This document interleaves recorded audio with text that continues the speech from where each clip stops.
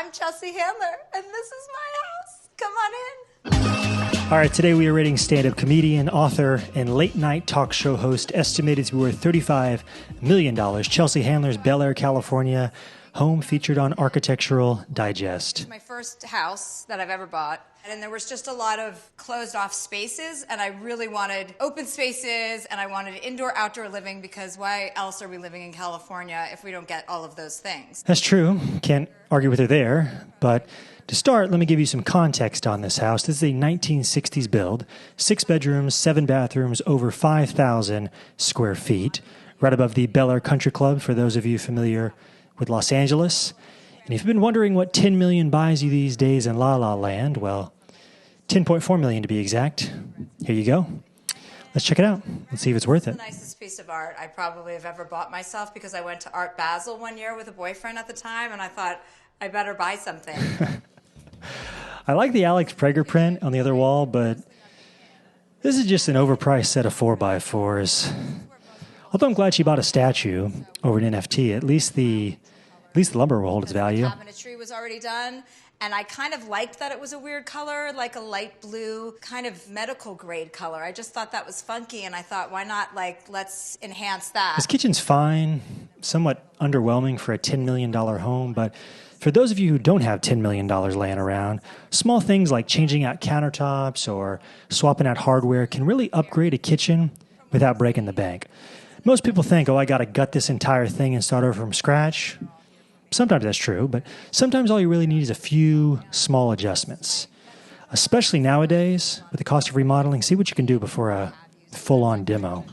If you come over here, this is my dining room table, and the wood from this is from Venice, Italy, from the piers in Venice, Italy. I like the dining table, just not sure the practicality of this whole dining setup. You spill one thing, it's going straight down those gaps, and it's actually even worse with the chairs because there's some type of animal fur. I can't even imagine how difficult it will be to remove stains from those chairs. Because this gift, this Vitali, was given to me by an ex-boyfriend. This, for a long time, I thought was a bunch of people on a ski slope. And about 2 years in after having this, somebody said, oh my God, I've been to that beach. And I thought, what? And then I looked and realized everyone's in a bathing suit. And indeed, it is a beach, and it's not a ski mountain. So once again, I have things in my house that I know nothing about.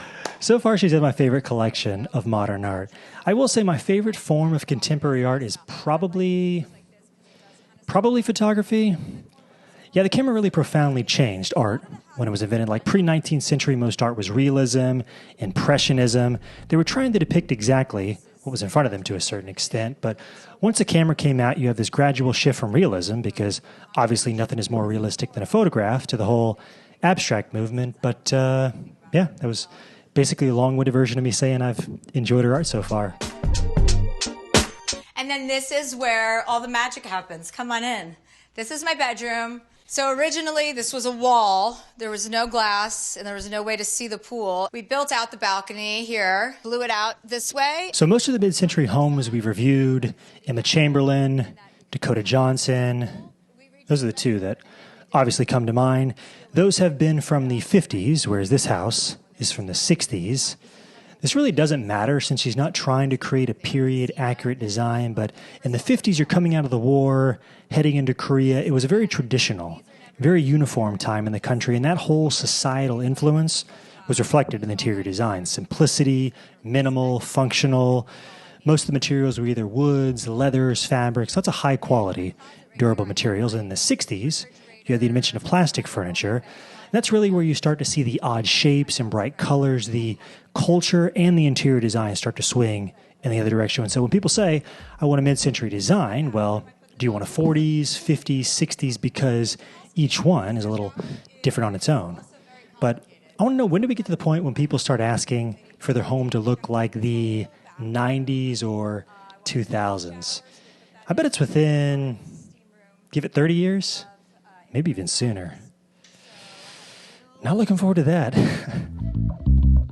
Ping pong is a big feature at my house. I play a lot of ping pong. I'm pretty good at it, so don't challenge me. All of these glass windows were not here. Like everything was just kind of walls. And I wanted to open it up so that you could go from one side of the house and see through the other to the pool. So all of these doors open up through the living room on that side as well, and pretty much throughout the house. These pocket doors are great and all, but one piece of advice: if you're going to install them, the sales reps are going to try to talk you into buying the automated version where they open and close on their own. Do not do it. Just go with the manual version. They glide super easy. You'll have no issues. Just go with the regular slides. The automated ones, they're a pain. It's like when your friends don't know how to operate the automated close button in your car's trunk and it starts glitching and all that. You know what I'm talking about? One issue with these doors, and it will cost you a small fortune to fix the motors. If Chelsea Handler can open them, you can too. That's my advice for the day. Do not let them upsell you. Don't do it. Thank me later. Redone my pool 3 times because I don't like that iridescent finish. I like the matte finish, but the matte finish is incredibly hard to maintain. I will probably redo this pool again, but I mean, it's a whole fiasco every time I do it. All right, I've seen enough. We can score Miss Handler's house. There's a lot I like. I love this outdoor space, the floor plan. It's got great flow, but the most important elements inside a home are the kitchen and the primary bathroom. And for me, this is where this house fell short, especially for $10.5 million. I want everything perfect, and I would want to make some changes here. Also, our floors seemed concrete, but they look epoxy, like a high-end garage. Maybe they were just terrazzo, but I would prefer regular concrete like Dakota Johnson, Ellen Pompeo. That's another one of my issues here, but all in all, very good house. I'm going to go let's go with an 8.3 stars the score. I'm impressed. I didn't know what to expect when she opened the door, but I'm happy with this one. What do you guys think? Is it worth $10 million? You be the judge. Let me know. Hit the like, subscribe. I will see you guys in the next video. Bye.